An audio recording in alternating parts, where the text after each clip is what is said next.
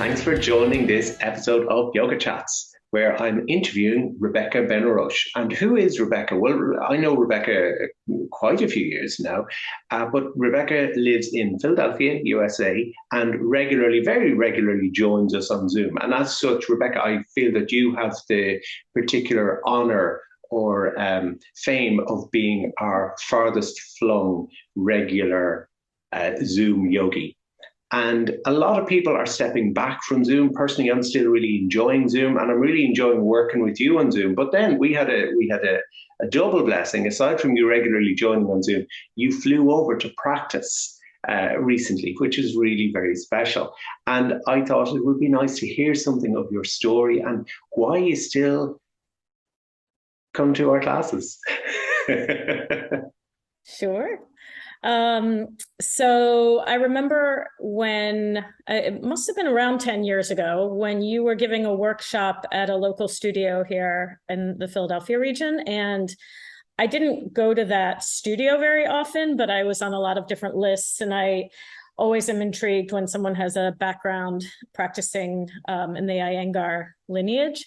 And so yeah, I signed up for your workshop and I just loved it. And I also remembered that you gave some instructions and some poses that reminded me of another teacher I had studied with in Mumbai, Jawahar Bangira, who I also really loved. And when I came up to you after class and you had actually also practiced with him and we knew the same people, it was just really it's a wonderful, warm feeling, which is, I think, one of the big things that continues to keep me practicing yoga in all different parts of the world, and I feel really lucky for. And then, over the years, I came to a lot of your workshops in Philadelphia. And when you started offering classes on Zoom, I was thrilled because I just think you're a fantastic teacher and really, really rigorous and precise and always learning and have just such a both light but also very serious way of kind of leading class. And as someone in education in my other life, I also really appreciate great teachers, great teaching. And so, the Zoom classes that work the best for me are the ones that are late morning Dublin time. And then I actually quite like practicing right at the beginning of the day. So I start at 6 or 6:30, usually on the weekends. It was actually, funny enough, a little bit too late for me to be doing most of the 6 a.m. my time classes during the week because I have to be at work by about 7. But I think that also that rhythm was a really nice way of staying connected to both yoga and to the world over the past couple of years. But you've kept it up. Once a month I do a 7:45 a.m. Irish time class. That is going to be what, 2:45 a.m. That might suit you before the work day. I remember coming over and doing. I think you did make the first workshop, which was in October or November of 2013, and I've come until the pandemic put the stop to so much travel. I came over twice a year since every year, and I think that you made it to more or less every one of them. And I have to admit, you said to me when I met you first, I remember you saying, I studied with Jawahar, and you remind me something of some of the phrasing you use of Jawahar. And I said, oh yeah, I know Jawahar, meaning I have studied with Jawahar. But you took it up as I was bosom friends with Jawahar, I think. And it took me a while to sort of build up the courage to say, actually, I don't really know him personally. I've just studied with him and he's a lovely man. So that was a little moment for me. But it's always so great to see you. Do you know something I love when you're on the Zoom class is I see people all popping on, 11:30 a.m. class, let's say, and it's at 11:29.5. You see all the ping, ping, ping, all the screens come on, and they're all, like they're coming from, they're Dublin, they're Galway, they're Donegal, they're Cork. There's a few people from Europe, but then you come on and it's still dark. It's pitch black in the winter. Yeah, those winter months. Yeah. There's something really great about that. We have someone who occasionally joins from New Zealand, but not as often as you. And I feel that the Saturday isn't quite the Saturday if we don't get a little moment of seeing what it's like in Philadelphia.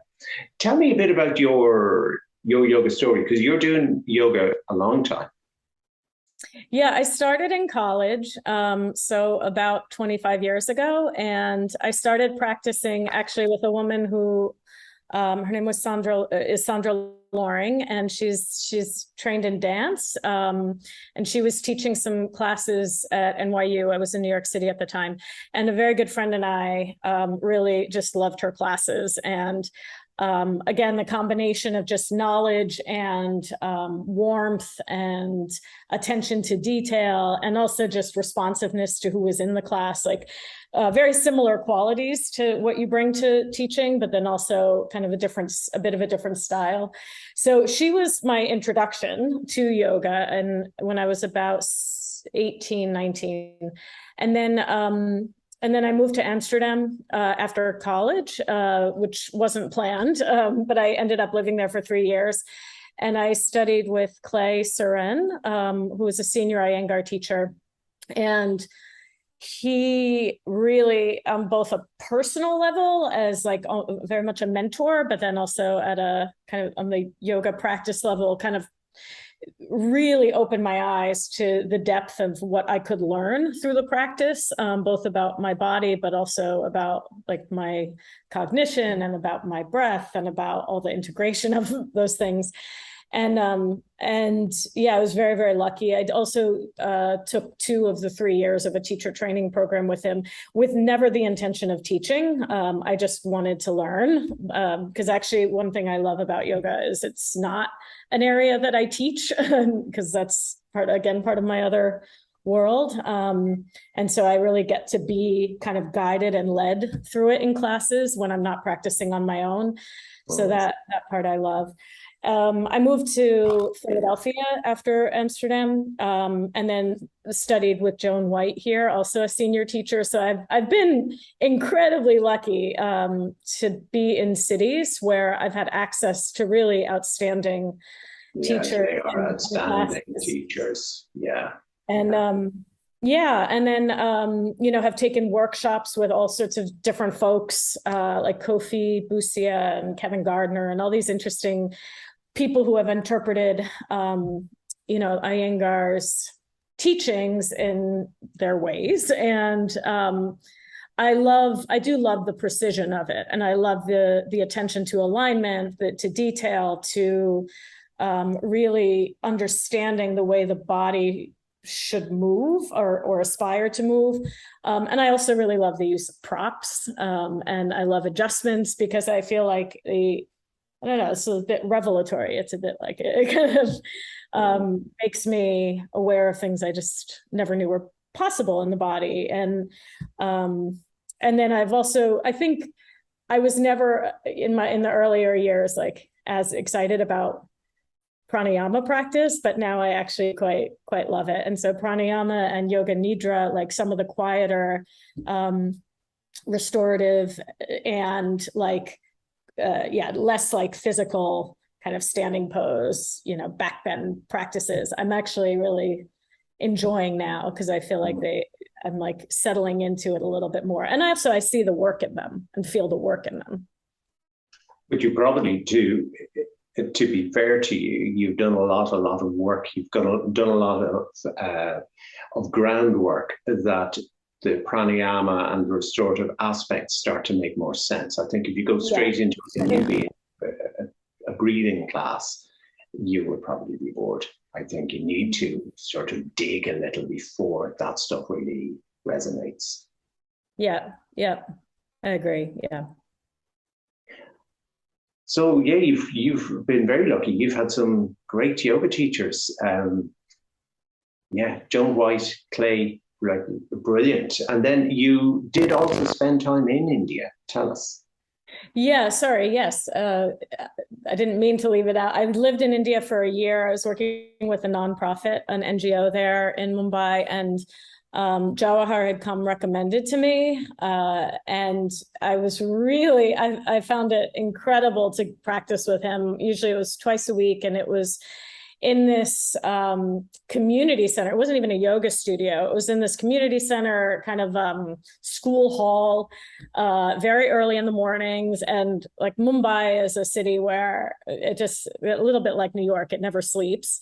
But I would be up again really early to go from my house, and I would take a rickshaw. It was like, it was the yoga practice with him, and then it was the ritual kind of around it of like being up and out in a city that is almost never quiet. And I would take it into an area called Bandra. And yeah, he was also, I think, similar to Clay and Joan, like they are really respected elders of mine. And also all three of them, I think, played such important roles in me feeling like I had a place in the cities that I was living in.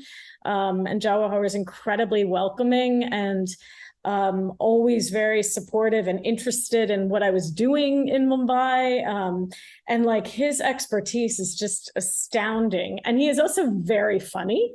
I mean, he can be, I just find he makes like really funny jokes about names and language and things. And the other thing I think was also totally different and impressive about his classes was he would always have a lot of assistants, and they would be doing like different kind of medical sequences with different people in class, and it would all just be very integrated. So it wasn't like everyone's doing this one posture and then here are some modifications. It's like you came to yoga and it was automatically with this kind of idea that it was going to suit all of the different people and their needs. That's fantastic, isn't it? I think, Jawahar a master teacher, but I think when you get him on his home turf, it's a different experience as well. Oh, absolutely. Yeah. Yeah. Like, from as being an educator, I know from teaching workshops, I'm always on my best behavior when I'm teaching. Yeah. And whereas I can be more exploratory, maybe a bit more playful, probably a bit more cheeky when I'm in my own place. Which is kind of funny. What you were saying, you find that I'm light, but I am quite rigorous. I often worry that I'm too light and I'm not rigorous enough. So it's good that you seem to feel that I'm getting it good. Sometimes I think I'm just a bit too playful. I need to get a bit more real with this and, be more firm with people.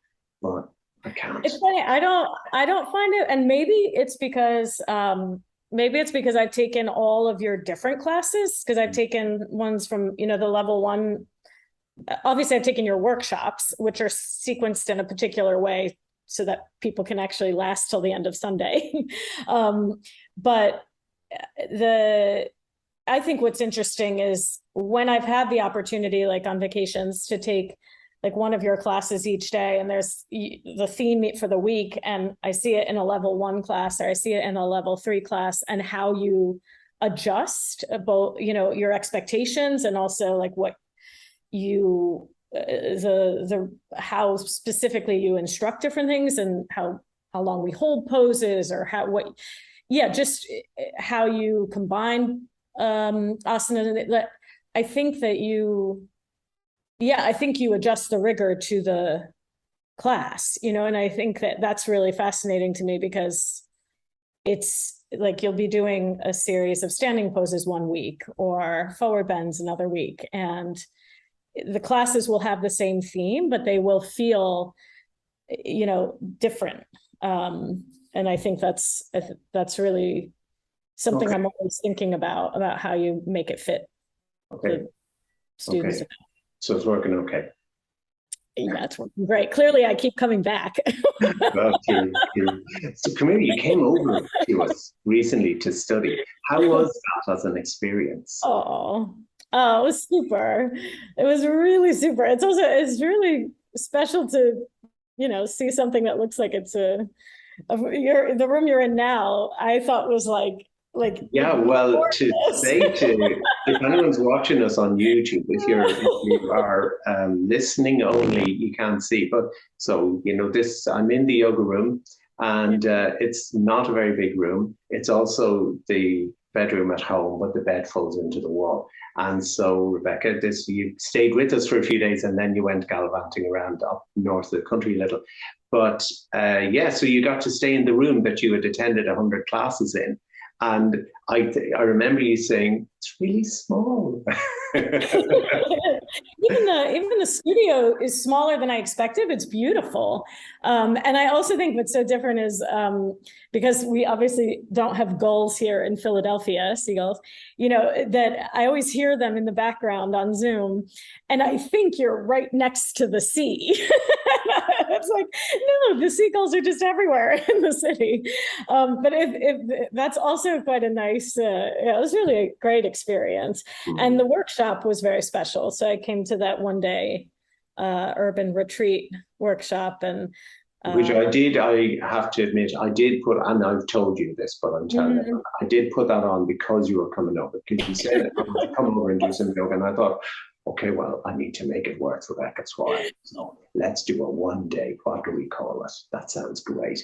And Caoimhe, my wife, did the food, which was gorgeous. Really good, yeah. And I did the brekkie, but Caoimhe did this wonderful spread, and we sat around and we ate, and we went for a little stroll around the city. And yeah, it was a really nice day. But that was because of you. So if you come over again, we're going to have to do something similar. Well, if you schedule it again, I'll have to come over. So it'll work. It'll go both ways. Okay, I need to see your holidays, I guess, so I can work with you. What's the yoga scene? That sounds cheesy, but you know what I mean. Like in the States, in Philadelphia. That's a good question, because I haven't actually been on it so much. We're more tuned into the Irish yoga scene, perhaps, at the moment. I know what it's like in Dublin more.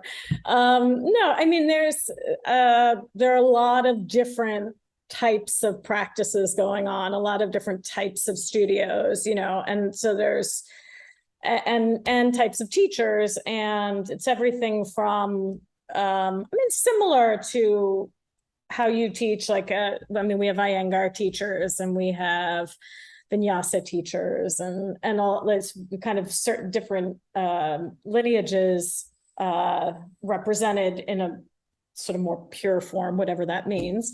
But then we also have yoga at gyms, and yoga at Pilates studios, and yoga at bar classes. And, where I think a lot of people at this stage, whether they practice regularly or not, are exposed to it both as an idea, but also as kind of like some basic poses look like. And where I don't think that was the case maybe 10, 15 years ago. I think it's become pretty ubiquitous. But I don't necessarily, again, part of why I continue coming to the Zoom classes is because I feel like I do learn something in every class, and it feels like very, very smart teaching. And I don't think that level of ongoing learning is necessarily happening with all the teachers here, or necessarily in Dublin. I'm not saying that.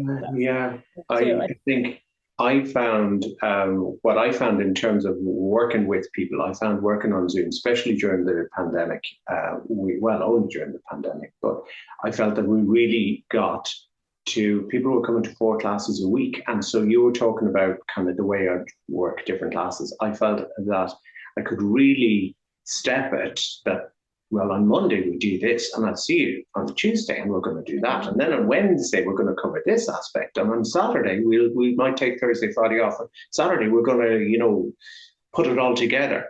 And I found that while we were all kind of locked in, I felt for me anyway, for working with people, I felt it was quite a good time, which is bizarre. And I'm still kind of running with that. I think I got a momentum during the lockdown years that is kind of still going.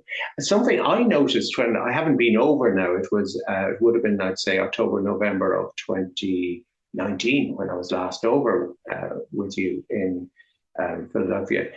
I thought that the level of practice was like a lot of people practice yoga, and a lot of people practice yoga a lot.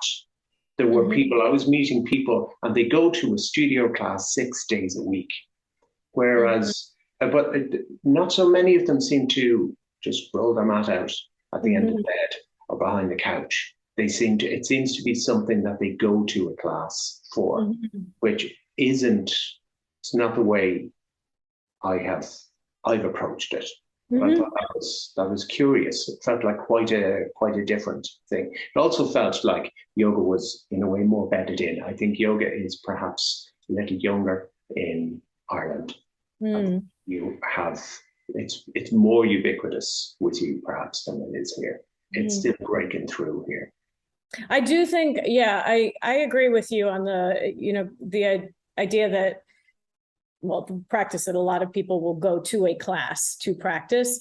I think actually Zoom helped me a lot in that sense, that because I was doing it on screen occasionally, like throughout the week with you, my practice was also more disciplined at home alone. So it was a very helpful thing. I was like, oh, I could use my oven handle in this way. Oh, I'm gonna really use the wall this week. I'm really gonna, like, certain things I think that I had, it's like when you do something kind of in a vacuum or on your own for a little while, and then you get kind of an infusion of new ideas. It's like, oh, I can, use my chairs this way and be a little bit more creative in my own space. So that I really love. I don't know yet where I'm putting ropes, though. I really want the ropes. We need to another day. Let's do a Zoom walk around. An assessment of my house. Yeah. You need. Well, I've the ropes on a ladder here, but that is like, you can see it drilled into the wall there. But that is actually it's a hollow wall, so I've got girders in behind. Got it. Yeah. That's how I worked that. But that's a storage area in behind. You don't want in the other bedroom to have, or the sitting room to have girders on the wall. But they're so good. It's so good when you have that. Yeah. So fun. Yeah, we'll find a way. Rebecca, it's been fab chatting to you. It's been really great. I've thoroughly enjoyed. Thank you so much for coming on today.